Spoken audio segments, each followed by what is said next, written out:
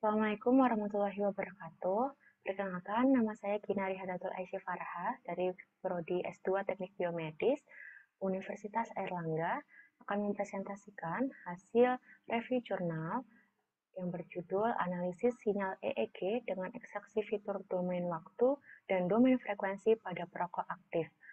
Pada kesempatan kali ini, saya mereview jurnal yang menjadikan acuan jurnal pada kali ini adalah jurnal dari Hasan et al. Tahun 2021 yang berjudul Diagnosis of Tobacco Addiction Using Medical Signal and EEG-Based Time Frequency Domain Analysis Using Machine Learning. Dan yang kedua adalah jurnal nasional dari Hilmi et al. Tahun 2017 berjudul Analisis Perbandingan Pola Sinyal Alfa dan Beta EEG untuk klasifikasi kondisi rileks pada perokok aktif dengan menggunakan K-nearest neighbor. Oke, dalam paper saya menghasilkan abstrak yang bertujuan untuk memberikan wawasan dan informasi tambahan dalam menganalisis sinyal medis, terutama dalam sinyal EEG. Dengan metode yang digunakan pada penelitian atau review jurnal saya kali ini adalah studi literatur pada beberapa artikel penelitian yang menganalisis sinyal EEG dengan berbagai metode fitur ekstraksi dan klasifikasi berdasarkan data domain waktu dan domain frekuensi maupun kombinasi keduanya. Adapun hasilnya ini nanti adalah pada beberapa penelitian yang telah menganalisis sinyal EEG memiliki kelebihan, yaitu dapat mendiagnosa kecanduan merokok dari seseorang yang menjadi subjek penelitian EEG dengan 1 hingga 2 channel. Menggunakan fitur domain frekuensi selalu direkomendasikan untuk mendiagnosis perokok ini menggunakan sinyal EEG dengan akurasi sekitar lebih dari 90%. Hingga kesimpulannya nanti berdasarkan hasil penelitian yang telah dilakukan, maka dapat disimpulkan bahwa sebagian besar sinyal EEG dapat digunakan untuk mendiagnosa kelainan otak dan psikologis, yaitu tadi kecanduan dalam merokok pada perokok aktif dengan menganalisisnya menggunakan berbagai metode fitur ekstraksi dan kecerdasan buatan. Nanti kata kuncinya adalah atau keywordnya adalah elektroencephalogram, analisis sinyal medis, domain waktu, dan domain frekuensi. Oke, sebagai pendahuluan kita perlu mengetahui apa yang akan dianalisis pada paper kali ini, yaitu proses pengolahan data yang dihasilkan oleh perangkat medis untuk menginterpretasikan kondisi kesehatan pasien. Nah, sinyal medis yang dipakai berupa data dari berbagai jenis perangkat seperti contohnya ada EKG, elektrokardiogram, ada EEG, elektroencephalogram, dan ada citra diagnostik dari hasil MRI atau magnetic resonance imaging dan berbagai hasil sinyal medis lainnya yang masing-masing menangkap informasi yang berbeda tentang kondisi fisik dan kesehatan pasien. Analisis sinyal medis memiliki berbagai aplikasi dalam bidang kesehatan termasuk dalam deteksi dan diagnosis penyakit, pemantauan kondisi pasien, dan peningkatan kualitas perawatan. Dengan menggunakan teknologi komputasi dan algoritma yang canggih, analisis sinyal medis dapat membantu dokter dan profesional kesehatan dalam membuat keputusan yang lebih akurat dan tepat waktu. Dalam lingkungan klinis, monitoring pasien secara terus-menerus sangat penting untuk mendeteksi perubahan-perubahan fisiologis yang dapat mengindikasikan kondisi kesehatan yang memburuk. Nah, sinyal-sinyal medis seperti EKG, EEG, atau sinyal pernafasan dapat digunakan untuk mengawasi fungsi-fungsi penting tubuh. Jadi analisis sinyal medis juga digunakan untuk membantu dalam proses diagnosis penyakit atau gangguan medis. Misalnya pola-pola khas dalam sinyal EKG dapat memberikan petunjuk tentang adanya gangguan pada jantung, sedangkan pola-pola dalam sinyal EEG dapat memberikan informasi tentang aktivitas otak yang tidak normal. Jadi apa itu elektroencephalogram atau EEG? Merupakan instrumen atau perangkat untuk menangkap aktivitas listrik di dalam otak pada permukaan kulit kepala. Dalam dunia kedokteran, EEG digunakan untuk diagnosa penyakit yang berhubungan dengan kelainan otak dan psikologis untuk mendeteksi pola pikiran atau kondisi mental seseorang. Menurut C. Jamal dan Ahmad Chokronegoro pada tahun 2005. Nah, EEG sendiri memberikan peluang untuk menyelidiki fungsi keperilakuan otak secara non-invasif, serta memungkinkan untuk melakukan pengukuran terhadap aktivitas otak yang terjadi spontan sebagai respon terhadap stimulus, menurut Hakim dan Kusromania tahun 2021.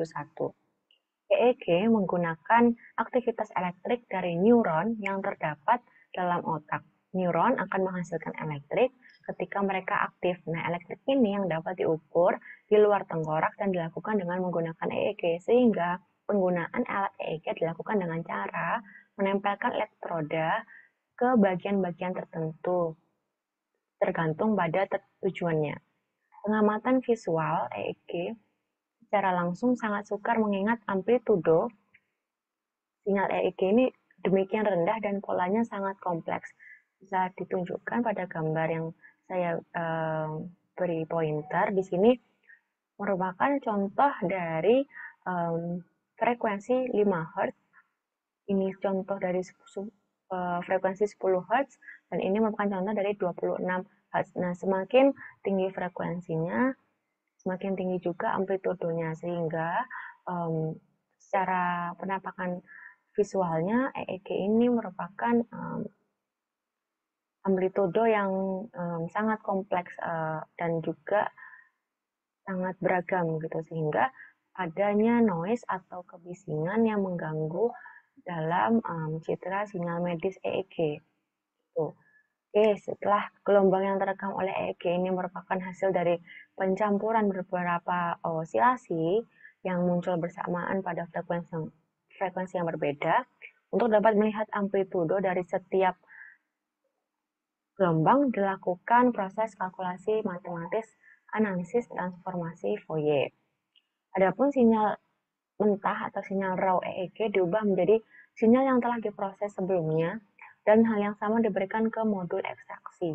Pada gambar di bawah, ini yang saya tunjuk, ini menjelaskan berbagai jenis sinyal EEG berdasarkan frekuensinya. Contoh, pada emosi biasanya didasarkan pada kisaran frekuensi sekitar 14 hingga 30 Hz. Ya, pada emosi atau disebut dengan emosi pada rangkaian beta. Maaf. Oke. Jadi di sini dengan keadaan kisaran 12 hingga 30 Hz. Adapun untuk yang delta sekitar 0 sampai 4 Hz, atau di gambar sini sekitar kurang dari 3,5 Hz, merupakan rentang ketika orang sedang tidur nyenyak. Sedangkan untuk theta pada frekuensi 4 sampai 7 Hz, di mana orang berada dalam mimpi atau khayalan. Untuk alfa pada rentang 8 sampai 13 Hz, di sini adalah kondisi saat manusia rileks atau nyaman atau kondisi santai. Nah, untuk kondisi alfa pada rentang 8 sampai 12 ini adalah kondisi yang normalnya atau keadaan stabil. Sedangkan beta adalah rentang di mana orang berpikir atau aktif gitu. Jadi sehingga rentangnya 14 sampai 30 Hz ini di mana di dalamnya ada emosi-emosi yang terkandung menurut Aziz Immanuel tahun 2023. Dengan memanfaatkan gelombang otak yang dihasilkan karena adanya aktivitas di otak, maka dapat dikelompokkan tadi menjadi beberapa sinyal, frekuensi sinyal, yaitu sinyal alfa, beta, theta, gamma, dan delta. Pada dasarnya, pola gelombang otak manusia dapat berubah bergantung situasinya. Salah satunya dari aktivitas manusia seperti merokok. Nah, mengambil dari latar belakang merokok ini, karena rokok mengandung unsur nikotin atau tembakau yang dapat membuat kecanduan bagi yang mengonsumsi. Kecanduan terhadap merokok ini mempengaruhi otak manusia dan menyebabkan perubahan signifikan pada gelombang otak. Berbagai tahap kecanduan seperti alkohol, narkoba, morfin, heroin, atau ganja juga dapat ditentukan melalui analisis EEG. Jadi, tantangan yang paling banyak dihadapi dalam studi menggunakan EEG adalah bagaimana sih metode untuk mendapatkan data yang bersih, artinya adalah data yang sudah berkurang noise-nya atau sudah direduksi, sehingga memiliki rasio signal to noise yang sangat rendah. Hal ini disebabkan oleh kecilnya potensial listrik yang dihasilkan oleh otak tidak sebanding dengan potensial listrik yang lainnya yang dihasilkan oleh sumber non-otak.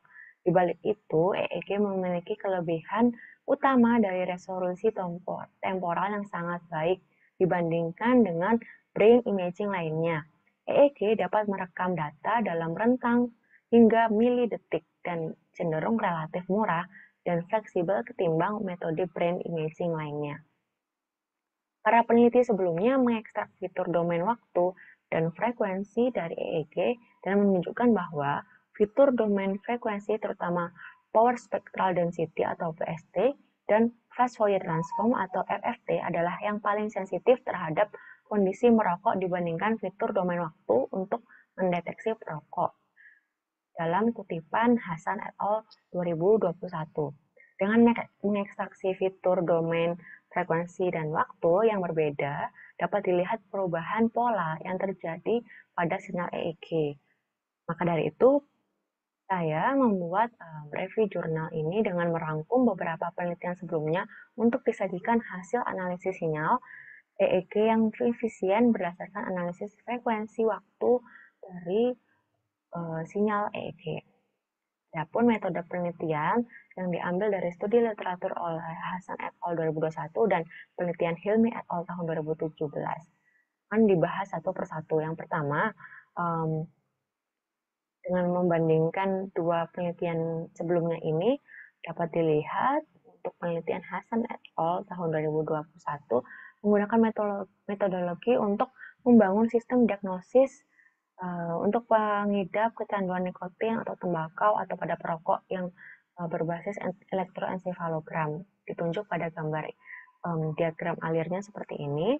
Nah, yang pertama adalah pengumpulan data atau subjek penelitian dengan menghasilkan nilai atau sinyal EEG yang diperoleh dengan sistem BioPack, kemudian dilakukan penghilangan noise atau filtering dan artefak, sehingga dihaluskan dulu pada tahapan ini, menghaluskan dan mereduksi atau memfilter yang noise atau artefak yang mengganggu citra atau sinyal. Setelah itu, 8 fitur diekstraksi untuk setiap domain, yaitu domain frekuensi dan domain waktu, maupun keduanya akan dilakukan perbandingan juga. Setelah itu, fitur-fitur yang dipilih diberikan ke alat pembelajaran mesin. Nah, 4 model klasifikasi yang berbeda digunakan yaitu KNN atau Key Nearest Neighbor, yang kedua adalah Support Vector Machine atau SVM, yang ketiga Logistic Regression atau LR, dan Random Forest Classifier atau RFC, dengan dikembangkan dalam platform Python dan juga Google Colab. Secara keseluruhan, subjek yang berpartisipasi pada penelitian Hasan et al. 2021 ini adalah berjenis kelamin laki-laki, sehat, dan tidak menderita gangguan psikologis. Subjek diinstruksikan untuk menutup mata sambil menyelesaikan beberapa pertanyaan aritmatika sederhana selama 20 menit. Dalam hal ini, respon otak atau sinyal EEG merupakan hasil dari potensi terkait peristiwa kognitif di mana tugas kognitif ini memberikan sinyal yang jelas dengan lebih sedikit noise. Sebanyak 10 percobaan diambil untuk setiap subjeknya. Penempatan elektroda dikonfigurasikan di bagian tengah kanan atau C4 dan posisi oksipital kanan, karena wilayah tersebut bertanggung jawab untuk pemecahan masalah dan fungsi kognitif. Nah, sedangkan pada penelitian yang satunya, Hilmi et al. Tahun 2017, menggunakan diagram alir sebagai berikut. Jadi sama, yaitu pengumpulan data yang dimana akuisisinya diambil menggunakan EEG yang dihubungkan dengan Bluetooth dan diproses menggunakan MATLAB. Kalau yang Hasan menggunakan Python dan Google Colab, kalau Hilmi menggunakan MATLAB.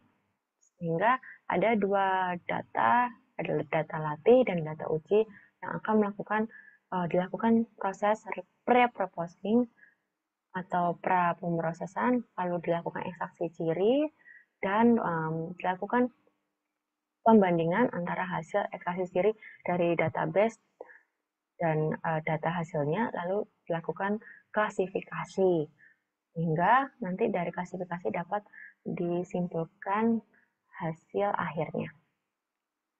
Oke, jadi yang pertama, pengumpulan data dan akuisisi citra tadi didapatkan contoh gambaran ini merupakan contoh pengambilan data ya, dengan penempatan elektroda menurut Hasan et al. Tahun 2021. Sedangkan menurut Hilmi tahun 2017 ini diproses menggunakan MATLAB dan dilakukan dengan alat rekam EEG yang berupa headset dengan satu channel atau satu elektroda yang ditempelkan di bagian depan kepala atau lobus frontalis. Alat tersebut mampu menghasilkan output 12 bit raw brainwaves dengan frekuensi 3-1000 Hz dengan sampling rate 512 Hz. Alat ini terkoneksi dengan laptop secara nirkabel melalui Bluetooth dan outputnya real-time menggunakan MATLAB. Data disimpan ke dalam file raw EEG dengan array data 1 kali 5120 atau dalam satuan 10 detik dengan kode nama file tersimpan dalam bentuk .mat. Oke, untuk proses selanjutnya, pra-pemrosesan dan denoising. Pada penelitian Hasan et al. Tahun 2021, sinyal EEG yang diperoleh terutama dalam hasil penelitiannya berisi noise akibat gerakan otot atau kedipan mata dan gerakan tangan dari subjek penelitian. Bersama dengan frekuensi garis ada 50 Hz untuk melakukan pra-proses data, raw EEG ini melewati filter bandpass finite impulsive response atau FIR dengan rentang 0,5 hingga 44 Hz karena menghilangkan tren sinyal nonlinear. Kemudian sinyal tersebut dihaluskan dengan melakukan pergerakan rata-rata selama periode singkat dari sinyal. Sedangkan menurut penelitian Hilmi et al. Tahun 2017, pada tahap pra-pemrosesan ini, data yang telah direkam biasanya mengandung noise. Hal ini dikarenakan adanya gesekan alat dengan rambut, pergerakan bola mata, atau getaran lain yang disebabkan oleh gerakan kepala yang terbaca oleh EEG. Oleh karena itu, perlu dilakukan pra-pemrosesan terlebih dahulu untuk menghilangkan noise dari sinyal otak yang terekam dan menjalankan fungsi filter untuk meloloskan sinyal yang dibutuhkan sebelum dilanjutkan ke tahap selanjutnya. Pada tahap ini, data sinyal otak dibagi berdasarkan rentang frekuensinya yaitu sinyal alfa, beta, gamma, theta, dan delta. Untuk metode selanjutnya, pemrosesan sinyal dengan ekstraksi ciri. Jadi fitur-fitur domain, waktu, dan domain frekuensi yang diekstraksi dari sinyal EEG memiliki rentang yang berbeda dalam besarannya. Jadi perlu menempatkan semua fitur dalam rentang yang sama atau disebut penskalaan fitur. Karena model pembelajaran mesin bekerja dengan berbagai fitur yang menempatkan dalam materi yang sama, sehingga dua jenis penskalaan fitur yang umum dilaksanakan pada data awal adalah standarisasi dan normalisasi. Contohnya adalah min-max scaling yang dilakukan di Python. Pada penelitian Hasan et al. Tahun 2021, ekstraksi ciri yang dilakukan dalam domain waktu dan domain frekuensi termasuk standar deviasi, nilai maksimum, filter skew, ada kurtosis, ada rata-rata power spectrum density, rata-rata dari fast Fourier, ada rata-rata FFT total, dan diekstraksi untuk setiap objek atau subjek dengan menggunakan software Knowledge 4.1 dengan panjang epoch 5 detik. Untuk penelitian Hilmi et al. Tahun 2017, jika dibandingkan dengan sebelumnya, penelitian Hilmi et al. Ini menggunakan ekstraksi ciri yang dilakukan untuk mendapatkan ciri dari sebuah data menggunakan metode PCA atau Principal Component Analysis. PCA paling baik digunakan ketika perbedaan yang signifikan dalam hubungan antara data sebanding dengan regresi linear dapat menentukan perbedaan antara kelas-kelas data. Menurut Das et al. Tahun 2023. Adapun metode selanjutnya yaitu klasifikasi. Jadi sinyal EEG yang telah terekstraksi tadi diklasifikasikan menjadi dua, yakni kondisi pikiran rileks dan non-relax menggunakan metode K-nearest neighbor atau KNN, yang dimana sinyal analisis yang dilakukan pada KNN ini adalah pengaruh penggunaan pengukuran kemiripan dan nilai K dan jenis jarak atau D yang digunakan terhadap akurasi sistem dalam mengklasifikasi dan dilakukan berulang atau secara looping. Nah, nilai K yang diuji pada penelitian Hilmi et al. Ini adalah 1, 3, 5, 7, dan 9. Dipilihnya nilai K yang ganjil agar mengurangi kesalahan algoritma jika peluang kemiripannya sama. Untuk jenis jarak yang diuji adalah Euclidean, Cityblock, Gaussian, dan correlation. Adapun tambahan metode yang dilakukan selain KNN adalah LR, RFC, dan SVM. Sedangkan pada penelitian Hilmi et al. Menggunakan algoritma menginisialisasi nilai K dari 1 sebagai iterasi awal. Mohon maaf, ini terbalik ya, seharusnya yang Hilmi et al. Ini nilai K yang diuji pada penelitian Hilmi et al. Sedangkan kalau yang ini Hasan. Mohon maaf, ini terbalik tulisannya. Sehingga jenis jarak yang diuji pada penelitian Hilmi et al. Adalah Euclidean saja. Untuk proses selanjutnya ada kinerja sistem dan korelasi silang atau performance system dan cross correlation. Jadi parameter yang diamati untuk mengetahui kinerja sistem adalah akurasi dan korelasi silang untuk mencari hubungan antara dua sinyal. Aplikasinya dapat digunakan untuk mencari tahu delay suatu sinyal terhadap sinyal yang lain, menyelaraskan dua sinyal, dan bisa juga mencari kemiripan antara dua sinyal. Menurut Hasan et al. Tahun 2001, sensitivitas adalah ukuran proporsi keberhasilan mengidentifikasi seorang perokok. Adapun tingkat spesifisitas negatif sejati adalah proporsi negatif sejati atau faktor yang tidak diinginkan yang dikeluarkan dengan benar. Sedangkan akurasi adalah proporsi dari identifikasi yang berhasil. Nah, uji akurasi pada ROC yaitu AUC atau area under curve di bawah ROC selalu memberikan kompromi. Dengan demikian, sensitivitas, spesifitas, dan AUC rata-rata dihitung dari matriks kebingungan yang diperoleh. Oke, selanjutnya adalah hasil dan pembahasan. Jadi, hasil dari penulisan ini adalah memaparkan beberapa pembahasan dari penelitian-penelitian sebelumnya yang dapat membantu menjadi acuan dalam menganalisis sinyal EEG. Yang pertama, pengujian menggunakan parameter nilai visi dan K. Berdasarkan penelitian Hilmi et al. 2017, pada pelatihan sistem didapatkan parameter terbaik dengan nilai PC sama dengan 20 dan K sama dengan 1.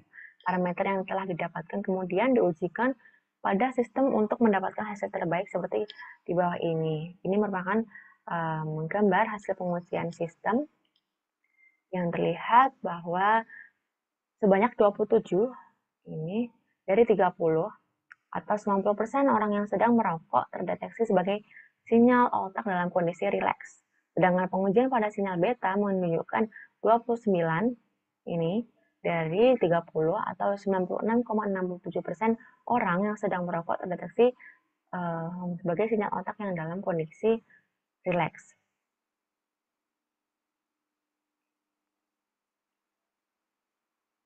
Berikut merupakan hasil korelasi silang dari beberapa sinyal uji alfa dan beta yang dibandingkan dengan database-nya. Ini merupakan contoh gambar, merupakan awal ini sinyal rileks, yang gambar B saat merokok, yang ketiga ini saat keduanya dikorelasi secara silang. Lalu gambar selanjutnya ini database, berdasarkan database yang gambar A dari database, yang B data uji, dan yang C ada korelasi silang dari sinyal beta. Sehingga bila dibuat hasil tabel pada rata-rata hasil korelasi silang, didapatkan data uji pada data latih kondisi rileks pada sinyal alfa 83,33% dan pada sinyal beta 90%. Jadi terlihat bahwa sebagian besar nilai amplitudo maksimum bergeser di bawah rentang 5% dari rileks sama dengan 0. Hal ini mendukung hasil klasifikasi yang menunjukkan bahwa kedua sinyal memiliki kemiripan. Menurut penelitian Hilmi et al. Tahun 2017, pada sinyal alfa dan beta menunjukkan bahwa K sama dengan 1 merupakan jarak terbaik. Hal ini merupakan menunjukkan bahwa jarak terbaik didapat ketika data dibandingkan dengan tetangga atau karena menggunakan key nearest neighbor atau dalam kutip neighbor adalah tetangga yang paling dekat. Ketika nilai K besar, data yang akan dibandingkan dengan tetangga yang lebih jauh sehingga semakin besar nilai K, maka semakin kecil nilai akurasi yang dihasilkan. Pada parameter kedua didapat nilai parameter PC terbaik yaitu PC sama dengan 20. Hal ini menunjukkan bahwa ketika PC berjumlah 20, data yang direduksi sudah mewakili keseluruhan data yang ada sehingga nilai tersebut menjadi nilai maksimal dari jumlah data yang direduksi. Dan hasil korelasi silang antara sinyal kondisi rileks dan sinyal saat merokok menunjukkan bahwa kedua sinyal ini memiliki kemiripan, ditandai dengan amplitudo pada lag 0 sampai dengan rentang 5%. Memiliki nilai yang lebih besar dibanding amplitudo lainnya, sehingga setiap data uji pada kondisi merokok memiliki kemiripan sinyal dengan setiap data latih kondisi rileks dengan rata-rata 83,33% pada sinyal alfa dan 90% pada sinyal beta. Maka berdasarkan data di atas dapat diketahui bahwa sinyal otak orang yang sedang merokok cenderung terdeteksi sebagai sinyal otak dalam kondisi rileks. Untuk hasil, kita lihat dari visualisasi data. Gambar berikut, gambar 8, merupakan box plot dari data EEG yang menunjukkan variasi rentang yang beragam. Jadi, dalam penelitian Hasan et al. Tahun 2021, visualisasi data merupakan bagian penting untuk mengamati susunan data. Titik-titik data yang ditemukan dari fitur-fitur yang dipilih diplot, kemudian dalam plot kotak dan untuk mengamati rentang masing-masing fitur. Jadi ini merupakan fitur-fitur dalam domain waktu dan domain frekuensi yang memiliki rentang variasi yang beragam. Dari data semua fitur ini kemudian dimasukkan ke mesin pembelajaran atau mesin cerdas, lalu dievaluasi nilai sensitivitas atau true positive value dan juga dievaluasi nilai true negative value atau spesifitasnya, kemudian akurasi dan area under curve atau AOC pada kurva ROC. Sebagaimana ditampilkan pada tabel 2. Jadi hasil setiap domain, yaitu domain waktu, domain frekuensi, dan domain waktu frekuensi ini akan ditampilkan masing-masing performance-nya pada gambar setelah ini. Contohnya adalah ini uji kinerja dari domain waktu, ini uji kinerja dari domain frekuensi. Masing-masingnya ini ada perbandingan dari setiap metode klasifikasinya, ada logistik, regresi, ada KNN, RFC, SVM, di mana grafik batangnya ini yang berwarna biru mewakili sensitivitas, oranye mewakili spesifitas, yang abu-abu mewakili akurasi, dan yang kuning adalah mewakili AUC-nya atau area under curve. Ini merupakan uji kinerja dari domain waktu frekuensi bila digabungkan antara domain waktu dan domain frekuensi. Lalu secara keseluruhan akurasi dianggap sebagai metrik referensi saat mencari tahu skenario terbaik. Plot akurasi untuk 4 metode klasifikasi tadi disesuaikan dengan domain yang berbeda ditunjukkan pada gambar ini, gambar 12, perbandingan akurasi dari 4 metode klasifikasi. Di mana ini ada time domain, frekuensi domain, dan time frekuensi domain. Untuk plot UC yang dibangun menggunakan domain waktu frekuensi, fitur EEG ditunjukkan pada gambar 12.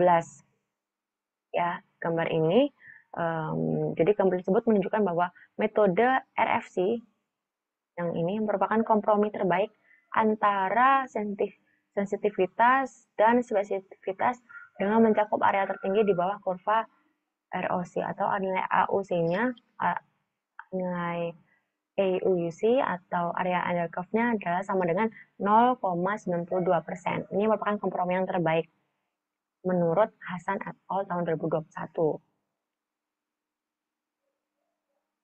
Hingga untuk AUC hasil korelasi ditunjukkan pada gambar 13 ya, ini dengan rata-rata 0,92 dan standar deviasinya 0,04. Hal ini menandakan bahwa domain waktu frekuensi atau gabungan kombinasi dari domain ini menunjukkan kinerja yang sangat baik daripada domain lain dari sinyal EEG dalam diagnosis kecanduan merokok.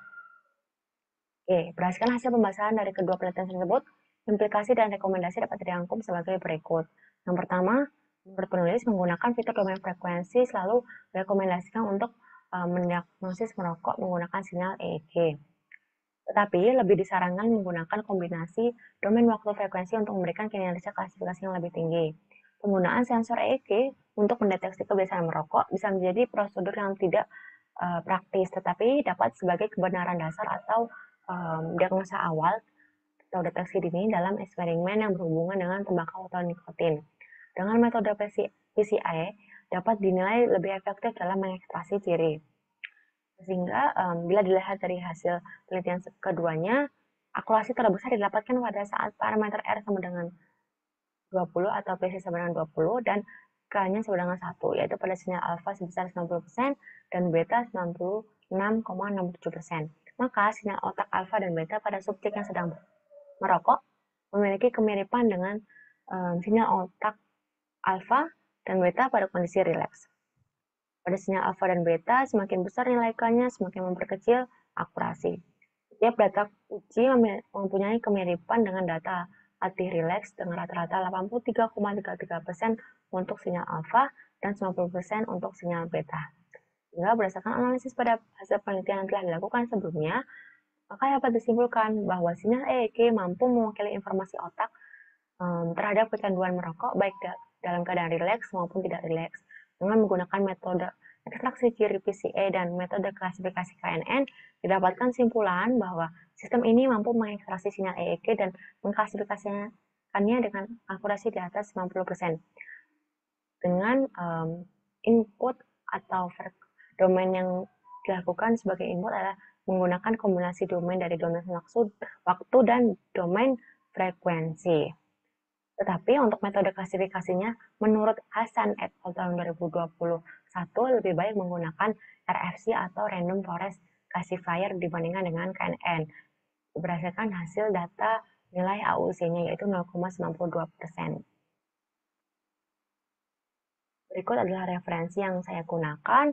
Sekian dari presentasi saya. Kurang lebihnya mohon maaf apabila ada salah kata atau salah penyampaian informasi. Saya akhiri. Wassalamualaikum warahmatullahi wabarakatuh.